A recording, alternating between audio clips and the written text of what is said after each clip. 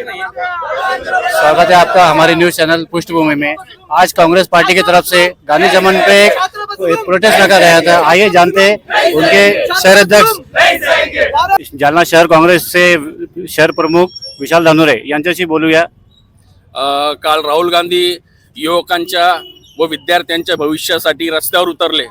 काल अनेक दिवसापासून जंतर मंतर येथे विद्यार्थ्यांचं त्यांच्या न्याय हक्कासाठी त्यांच्या भविष्यासाठी आंदोलन चालू आहे। हे आंदोलन खरं तर लोकशाही पद्धतीने आणि शांततेत चालू असताना या निर्दयी सरकारने त्या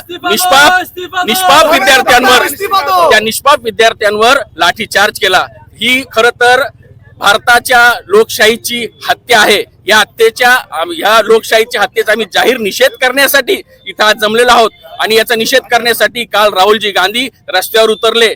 त्यांनी विद्यार्थ्यांच्या समर्थनात उतरलेले असताना त्यांना अटक करण्यात आले।